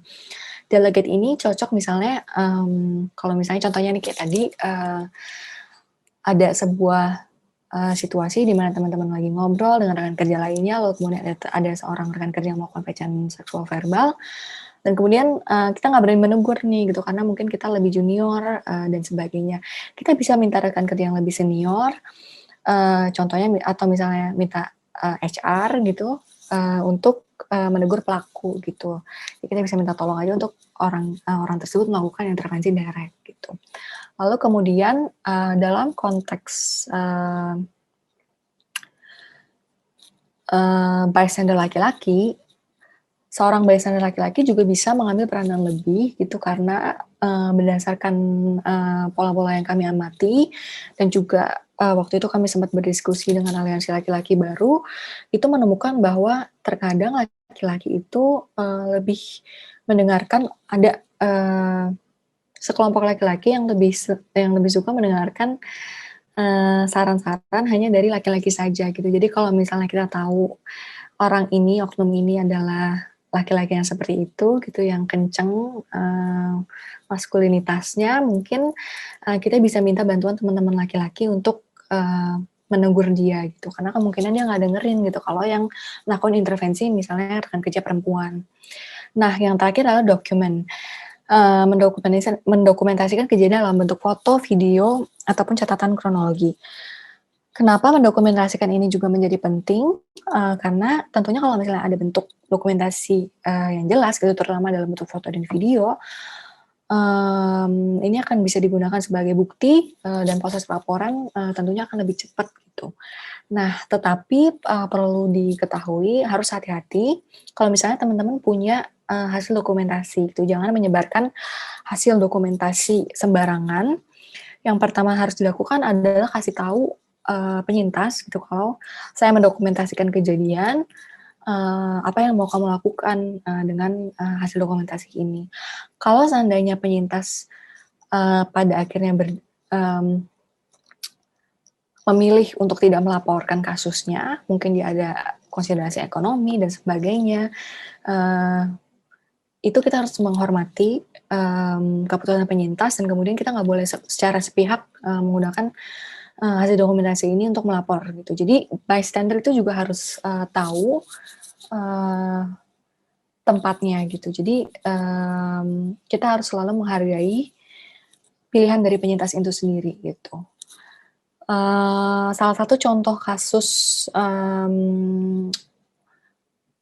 yang berkaitan dengan proses dokumentasi dan penyebaran tanpa persetujuan penyintas yang kemudian menjadi bumerang adalah kasus Baik Nuril yang terjadi kalau nggak salah 2 tahun lalu, seorang guru honorer di Lombok yang kemudian karena bukti dokumentasinya disebarkan oleh temannya sebenarnya dalam upaya untuk melaporkan gitu, tapi kemudian oknum pelaku kemudian melaporkan kembali dan Baik Nuril sempat dikriminalisasi gitu, meskipun pada akhirnya mendapatkan amnesti dari presiden gitu. Jadi hati-hati banget kalau kalian mempunyai hasil dokumentasi kejadian.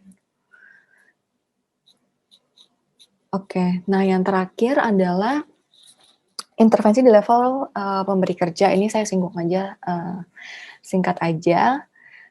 Tentu aja penting untuk perusahaan atau pemberi kerja untuk membuat peraturan secara spesifik terkait pelecehan seksual di tempat kerja dengan mempunyai mekanisme peraturan yang jelas, adanya badan independen ataupun neutral body yang mengurusi segala pelaporan itu, dan kemudian menegakkan aturan ini.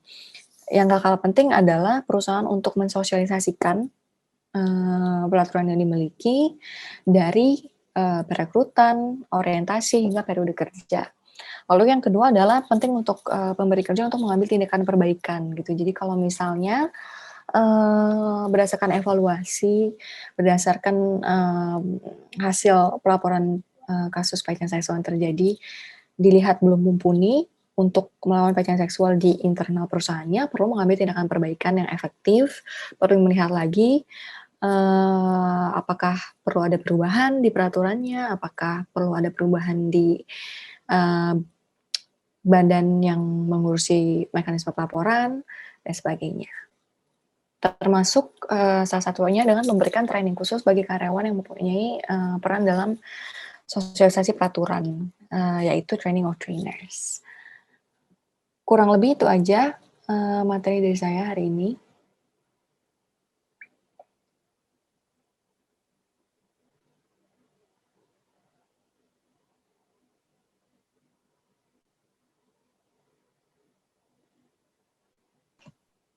Oke, terima kasih Kak Imelda atas materi yang telah disampaikan. Sangat wawasan kita ya terkait pelecehan seksual di dunia kerja gitu, bahwa pengetahuan ini sangat penting karena pelecehan seksual itu kan bisa terjadi di mana saja ya dan kapan saja gitu, termasuk di lingkungan kerja. Dan berdasarkan data yang dipaparkan oleh Kak Imelda tadi, Indonesia menjadi satu-satunya negara di Asia Tenggara yang masih belum memiliki regulasi spesifik terkait pelecehan seksual gitu. Padahal kita nanti kan sebagai pekerja juga memiliki hak ya untuk bekerja dengan rasa aman. Bahkan kalau misalnya teman-teman tahu ya teori hierarki kebutuhan dari Abraham Maslow, bahwa salah satu kebutuhan dasar manusia itu adalah kebutuhan akan rasa aman. Jadi kebutuhan akan rasa aman itu penting banget bagi manusia, termasuk para pekerja. Dan juga pelecehan atau kekerasan seksual di tempat kerja itu bisa saja terjadi dalam 2 situasi, yaitu quid pro quo dan juga hostile work environment. Oke, terima kasih. Untuk sesi selanjutnya adalah sesi tanya-jawab bagi teman-teman yang ingin bertanya seputar topik yang telah dibahas oleh 2 pembicara kita tadi. Dipersilahkan bisa melalui kolom chat ataupun langsung dengan cara raise hand lalu mengaktifkan mikrofonnya. Dan juga pertanyaan bisa disampaikan secara spesifik ya kepada siapa pertanyaan tersebut ingin disampaikan.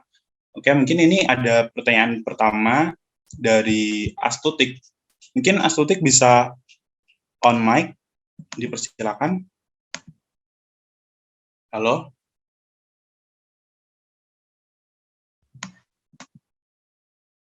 Oke, mungkin belum bisa on mic ya, jadi akan saya bacakan. Ini pertanyaan untuk Kak Vera ya. Izin bertanya, bagaimana cara kita memulai membangun portofolio karya kita, di mana tempat menaruh portofolio karya digital kita dengan self-expectation? Apakah hanya dengan sosial media, atau ada media khusus yang lain? Dan bagaimana cara kita untuk memperbesar professional ethics agar menarik HR? Oke, thank you Yosep udah bacain dan thank you Astutik udah nanya pertanyaannya ya. Jadi untuk membangun portofolio sebenarnya hal pertama yang bisa aku kepikiran adalah through LinkedIn. Karena LinkedIn is a very professional social media kan. Dan cara membangunnya itu kayak kan LinkedIn ada beberapa satu page di mana kita bisa update experience-nya sama education-nya. Sebenarnya kalau dari sisi HR itu aja tuh nggak cukup gitu. Sebenarnya HR tuh ya gampangnya bilang kita mengestok para kandidat itu dari seberapa aktif mereka posting sama seberapa lengkap atau rinci sih experience yang udah di list, terus kayak seberapa rinci mereka update apa yang udah dikerjakan sama resultnya gitu. Jadi I think dari sana bisa you can start untuk membangun portofolionya sih. Kalau misalnya nggak dari LinkedIn, another option itu lebih less professional sih, which is Instagram kan. Tapi to be honest aku nggak gitu melihat Instagram, lebih ke LinkedIn. Dan kalau misalnya untuk anak-anak yang untuk role lain, contohnya kayak dari lebih teknikal, jadi kayak product development, yang kayak front end, back end, web developers gitu-gitu, mereka biasa juga ada provide GitHub gitu kan, yang berisi project-project mereka gitu. Nah biasa juga HR sama senior di role itu juga biasa kita mengevaluate portofolio kandidat dari sana juga. Dan pertanyaan terakhir, gimana caranya kita memperbesar professional ethics? Simply said, I think it's copywriting. Jadi gimana kalian, karena kan kita belum pernah ketemu nih, belum pernah lihat tatap muka, belum pernah ngobrol, jadi tentunya pas kita nge-stalk LinkedIn kalian, kita ngelihat cara kalian copywriting-nya gitu saat menulis experience-nya, atau di about us bio-nya LinkedIn, atau di kurikulum vitae CV kalian juga kita ngelihat kayak gimana copywriting kalian dalam mendeskripsikan yourself gitu dan your objective untuk kerja. Itu sih dari aku. Oke, terima kasih Kak Vera atas jawabannya. Mungkin maaf banget buat teman-teman karena ini pertanyaannya cukup banyak dan kita memiliki keterbatasan waktu. Mungkin tidak semua akan kami bacakan, hanya akan kami pilih beberapa ya. Dan untuk selanjutnya mungkin pertanyaan untuk Kak Imelda ya, ini dari Sulis. Ada 4 pertanyaan. Mungkin Kak Imelda bisa menjawab pertanyaan ketiga dan keempat. Untuk pertanyaan yang pertama, bagaimana yang harus kita lakukan ketika kita mendapatkan kekerasan seksual, entah langsung atau tidak langsung, namun di perusahaan kita kerja tidak ada regulasi mengenai perlindungan terhadap korban dan justru mendapat ancaman dari berbagai pihak. Dan pertanyaan yang kedua, ada salah satu coworkers di salah satu tempat kerja melakukan kesalahan fatal, yaitu membocorkan informasi internal yang krusial. Ada saksi setelah itu, namun setelah beberapa lama kemudian melakukan hal yang sama.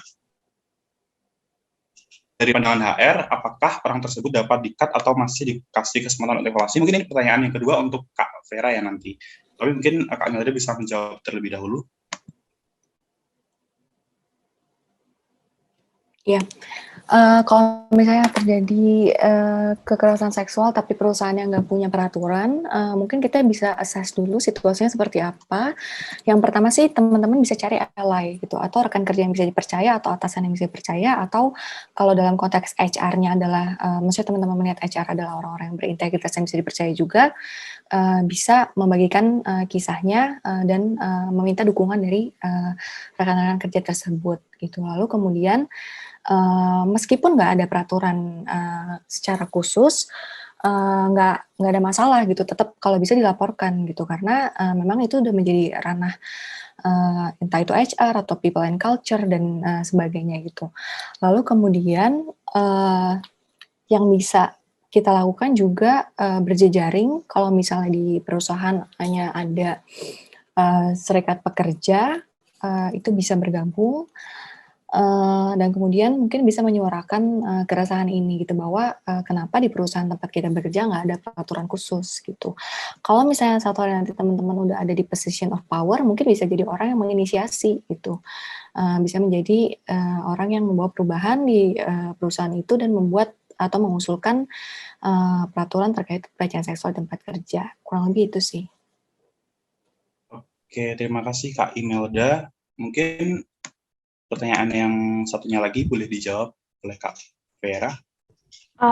Oke, kalau dari pandangan HR mengenai situasi ini ya, I would say kalau misalnya ada kejadian kekerasan seksual dan the company nggak ada regulasi tentang itu kan, pastinya secara tidak langsung HR mempunyai regulasi internal gitu tentang kekerasan seksual, dan I think the simplest way adalah you can let us know apa kalau misalnya kekerasan seksualnya itu adalah hal yang sedikit berat dan tidak bisa diselesaikan secara personal ya, dan biasanya HR itu bakal ada diskusi one on one gitu sama si yang melakukan kekerasannya itu dulu. Habis itu dibahas permasalahannya apa, bahwa nanti kita bisa deliver ke yang korban sih. Biasa sih itu. Oke, mungkin ini ada satu pertanyaan juga dari Solis untuk Kak Vera ya. Nomor 2, kakak juga tadi bahas tentang integritas. Kita bisa terbuka terhadap permasalahan kita ke tim leader. Saya pernah melakukan hal tersebut kalau saya pada saat itu sedang burnout karena workload yang cukup banyak. Ketika saya terbuka dengan tim leader, justru beliau memberikan proyek tambahan yang membuat saya semakin burnout. Apakah ada solusi untuk memberikan pemahaman terhadap tim leader agar kita nanti bisa lebih memiliki waktu istirahat gitu ketika burnout, atau mungkin ada solusi lainnya? Oke, thank you pertanyaannya. Ini kalau misalnya udah confront nih ke leadernya, bilang burnout, ada bagaimana, dan ternyata leadernya masih memberikan more pressure on the project gitu kan. Kalau misalnya di Bukit Vista itu untungnya that never happens, tapi again kalian harus ingat kita HR di sini adalah untuk biar semuanya kayak bisa kerja dengan tenang gitu kan. Jadi kalau misalnya udah habis bilang ke leader ternyata it doesn't help, then you should go to your HR dan menjelaskan kejadiannya, dan biasanya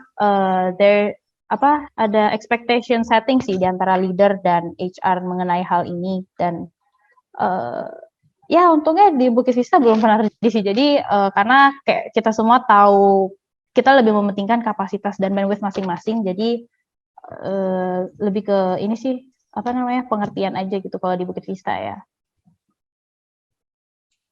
Oke, mungkin kita lanjutkan. Mungkin sebelum itu buat teman-teman jangan lupa untuk mengisi link presensi, karena dari mengisi link tersebut teman-teman akan mendapatkan e-sertifikat dari CDC.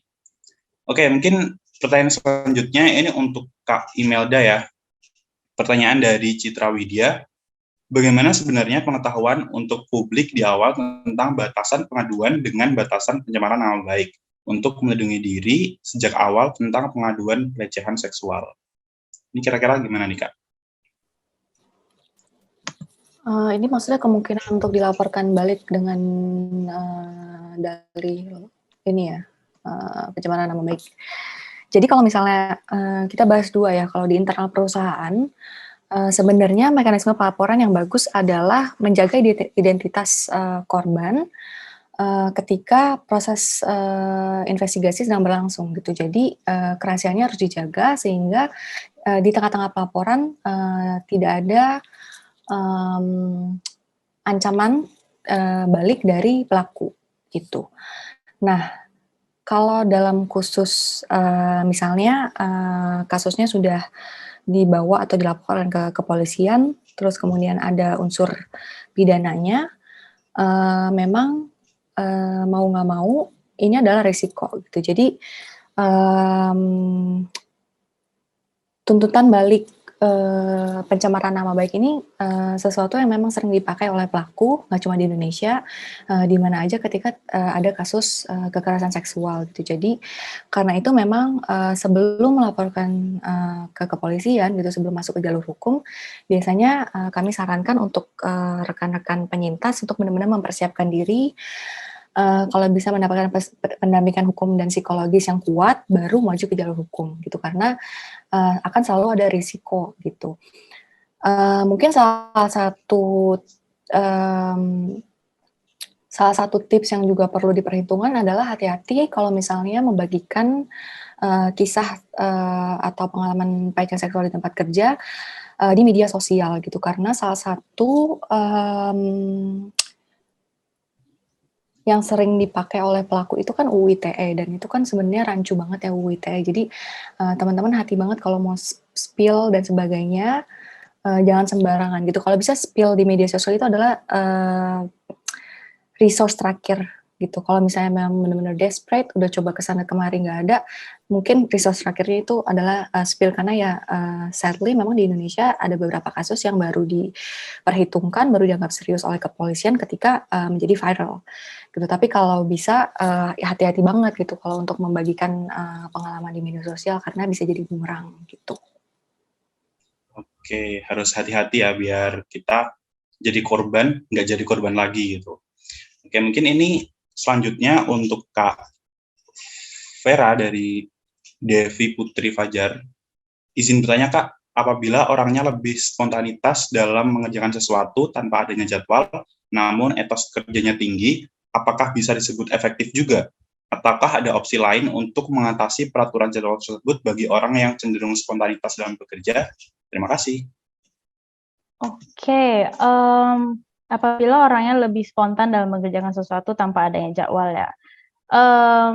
Sebenarnya aku pernah nanya ini juga ke senior aku gitu kan, kalau misalnya kita orangnya spontan dan gak ada jadwal tapi tetap efektif gitu kah? Dan dia bilang itu tetap efektif, tapi balik lagi ke diri sendiri, apakah kita orangnya highly discipline atau tidak gitu. Jadi karena dia juga orangnya begitu kan, jadi dia spontan, dia nggak ada jadwal sebenarnya, tapi dia juga orangnya highly discipline. Jadi untuk orang-orang spontan, maybe one way adalah kalau tadi aku kan orangnya personally lebih ke mengeplan for the week gitu ya, atau enggak for the day. Nah kalau misalnya dari saran dari senior aku itu lebih ke misalnya nih sekarang jam 2.32 gitu kan. Nah tiba-tiba kalian kepikiran, oh kayaknya nanti aku mau kerjain project ini. Nah itu bisa di blok langsung di kalender untuk jam 3 gitu. Jadi kayak walaupun spontan tapi tetap ada pengaturan jadwalnya dan diikutin gitu. Jadi kalau misalnya sejam, kalau 2 jam. Jadi kayak keep the discipline. Nah, kalau bisa disiplin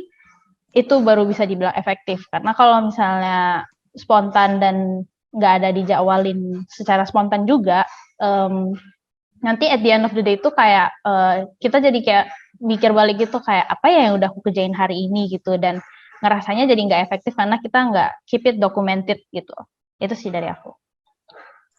Oke, terima kasih Kak Vera. Untuk selanjutnya, ini maaf banget Frans tadi nggak kelihatan kalau ternyata udah raise hand. Mungkin bisa on mic untuk menyampaikan pertanyaannya. Ya, terima kasih Kak Yosep untuk kesempatan dan waktunya. Saya hanya 2 pertanyaan aja untuk kakak masing-masing, Kak Vera sama Kak Imelda ya, untuk efisien waktu. Menurut Kak Vera, bagaimana ya yang kita menyikapi politik kantor, Kak? Kan sering kita dengar nih politik kantor tuh ada tuh ya, mungkin dengan cara menjilat atau membusukkan temen, rekan kerja. Nah, ini gimana kira-kira menyikapinya, Kak? Kita kan harus be profesional, harus mengikuti etika kerja, terus etos kerja. Nah, kira-kira bagaimana, Kak, kita menyikapi apabila ada teman kita melakukan politik kantor? Untuk kedua nih, Kak, untuk Kak Imelda ya, saya punya teman nih, Kak, ya. Teman saya ini pernah mengalami pelecehan seksual, terus terang. Mohon maaf ya, boobs-nya itu dipegang. Nah, terus dia tiba-tiba menampar. Kira-kira itu spontan ya. Itu kira-kira bagaimana, Kak? Itu boleh nggak kita membela diri seperti itu, Kak? Dan salahkah cara yang spontan itu untuk membela diri, defense self gitu, Kak? Terima kasih Kak Imelda dan Kak Vera untuk jawabannya. Oke, terima kasih Franz atas pertanyaannya. Mungkin bisa langsung dijawab, Kak. Oke, thank you Franz untuk pertanyaannya. Kalau aku boleh jujur, sebenarnya di Bukit Vista itu kita tidak mau deket-deket sama yang namanya politik ya. Jadi emang dari company berdiri pun emang kita nggak deket-deket sama yang namanya politik. Tapi kalau misalnya emang kita ngomongin case di kantor lain gitu ya, menyikapi intrik politik kantor gitu. Kalau misalnya dari sisi HR itu berarti HR-nya harus objektif banget kan, biar nggak ada bias towards other punya opini atau sugesti. Jadi berarti ini lebih ke dari HR-nya yang harus objektif gitu. Tapi kalau misalnya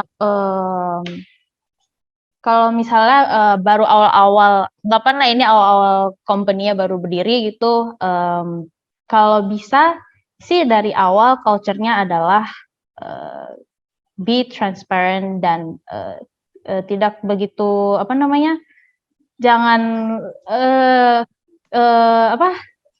jangan ke politik gitu, karena kayak soalnya because I cannot really answer this soalnya we don't really talk about politics much, dan emang culture-nya dari kita adalah kita nggak ada hierarki nih, jadi kayak mau ini leader, mau ini siapa, kayak semua we treat everyone the same. Jadi di BV itu nggak ada intrik politik kantor gitu. Tapi kalau misalnya ada yang terjadi itu you have to go to HR and the HR have to be very very objective in dealing with the situation. Dan kalau misalnya masih ternyata ada biasnya, I think you should gather a group gitu. Jadi kayak harus ngumpulin grup untuk menyatakan opininya yang kayak biar jatuhnya nggak bias gitu, dan mereka lebih bisa mendengarkan kalau misalnya lebih rame gitu lah. Itu sih dari aku.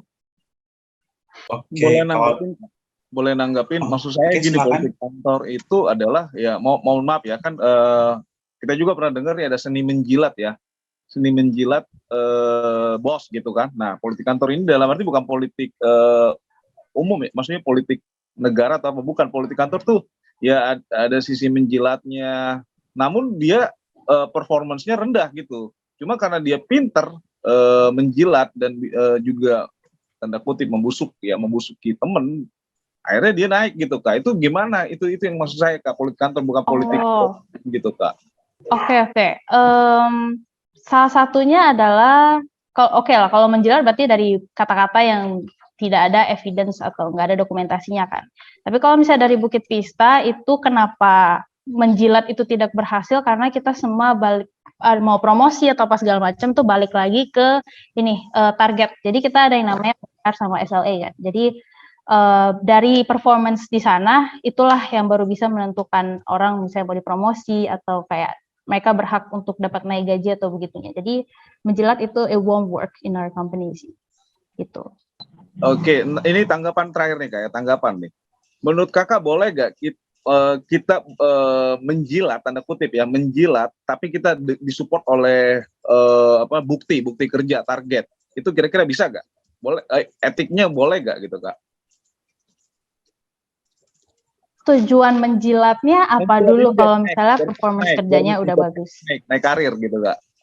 Biar cepat gitu. Kalau misalnya performance kerjanya udah bagus, seharusnya tidak perlu ada yang namanya menjilat, pasti otomatis kita diberi peluang untuk karya yang lebih bagus, bener nggak?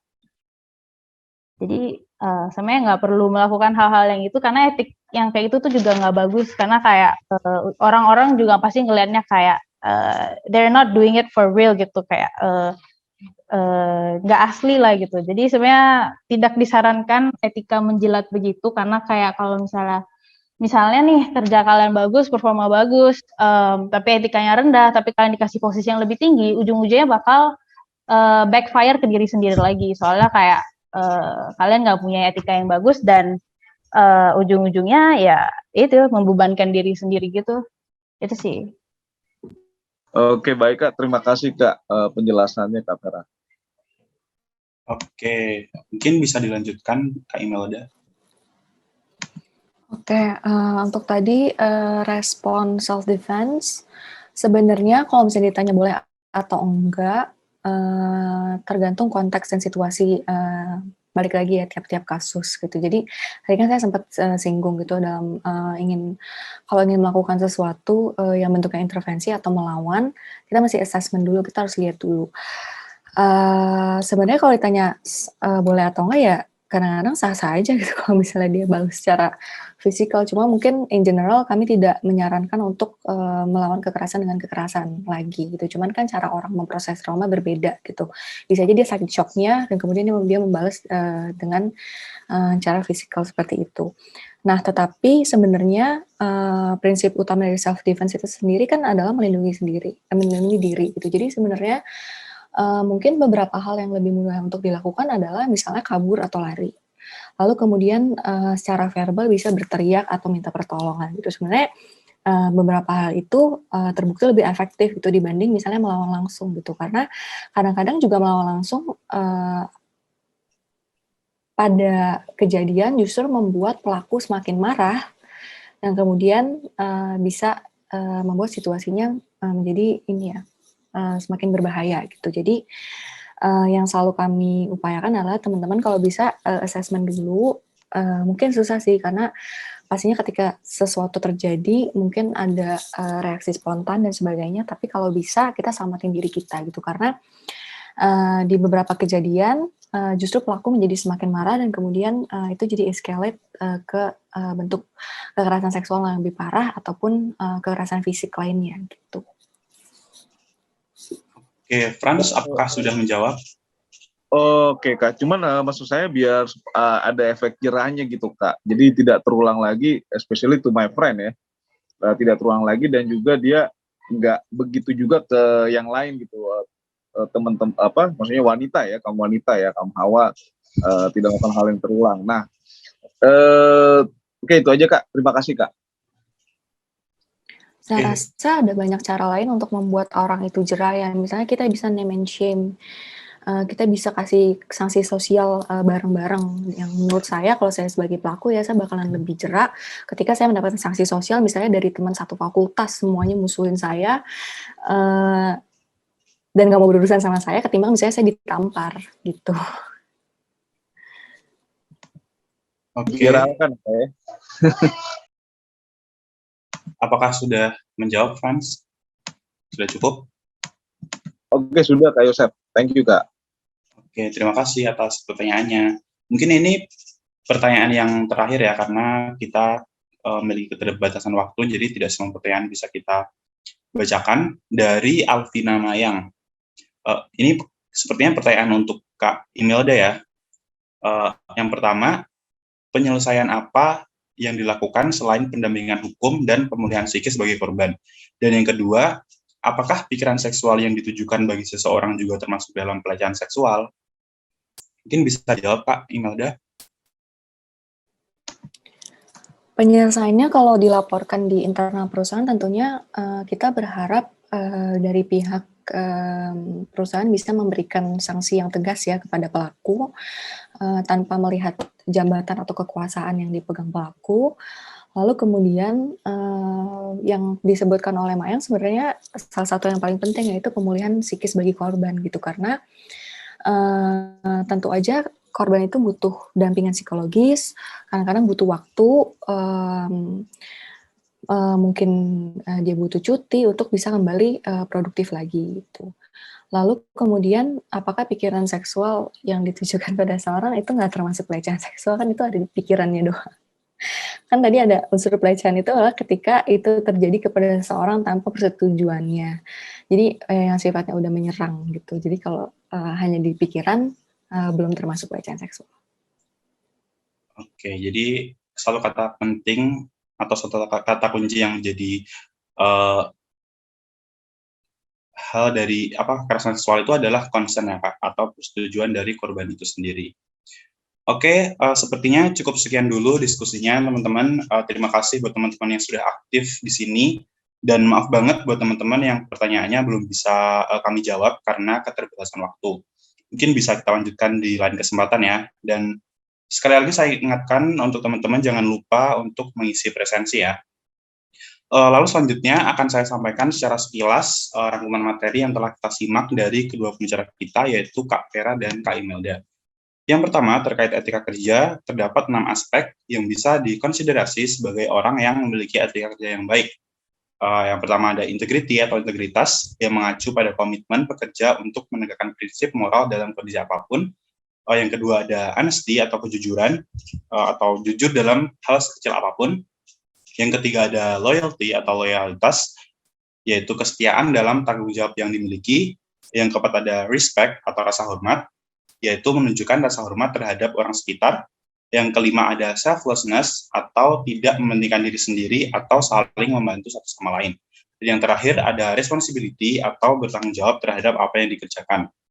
Dan juga untuk membuat kesan yang positif ketika masuk dunia kerja, ada 5 hal yang harus diperhatikan. Yang pertama ada dress professionally, lalu ada have a positive attitude, ada use proper work ethics, ada juga learn coworkers name, dan juga take initiative. Dan yang kedua terkait pencegahan kekerasan seksual di tempat kerja. Pelecehan seksual di dunia kerja dapat didefinisikan sebagai segala jenis tindakan yang tidak diinginkan, berulang-ulang dan tidak masuk akal yang ditujukan kepada seseorang atau sekelompok pekerja yang mengakibatkan kesulitan dalam pelaksanaan tugas yang diberikan atau menyebabkan pekerja merasa dirinya bekerja dalam iklim perusahaan yang tidak harmonis, yang juga dapat menyebabkan risiko terhadap kesehatan dan keselamatan. Ada 6 bentuk pelecehan seksual, yaitu fisik, verbal, tertulis, visual, dan juga online. Pelecehan atau kekerasan seksual di tempat kerja itu bisa terjadi dalam 2 situasi, yaitu quid pro quo, yaitu manipulasi consent karena misalnya pelaku menawarkan jabatan kepada korban. Lalu ada juga hostile work environment, yaitu situasi ketika lingkungan kerja menjadi sangat tidak kondusif sehingga membuat pekerja menjadi tidak nyaman dan mengganggu kinerja perusahaan. Dan juga ada 2 level intervensi untuk melawan pelecehan seksual di tempat kerja. Yang pertama ada intervensi individual berupa intervensi dari korban, dan juga ada intervensi dari saksi yang dapat dilakukan dengan cara melakukan strategi 5D active bystander. Dan yang kedua ada intervensi di level perusahaan, yaitu dilakukan dengan cara membuat dan juga menegakkan aturan serta mengambil tindakan perbaikan. Sekian rangkuman materi yang telah kita bahas pada hari ini. Di sini saya mengucapkan terima kasih kepada Kak Vera dan juga Kak Imelda yang telah bersedia menjadi pembicara dan juga menyempatkan waktunya untuk hadir ya.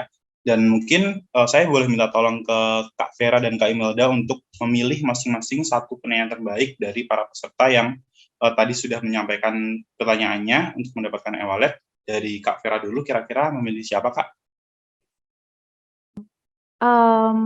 Aku pilih ini. Bentar. Devi Putri Sajaria. Oke, untuk nama yang sudah disebutkan bisa menghubungi CDC. Lalu untuk Kak Imelda? Citra Widya. Oke, Citra Widya ya. Selanjutnya, untuk menutup acara webinar pada siang hari ini, kita bisa foto bersama dulu. Mungkin teman-teman buat yang tidak memiliki kendala device dan jaringan bisa on kamera, kita akan foto bersama. Dipersilakan untuk on kamera.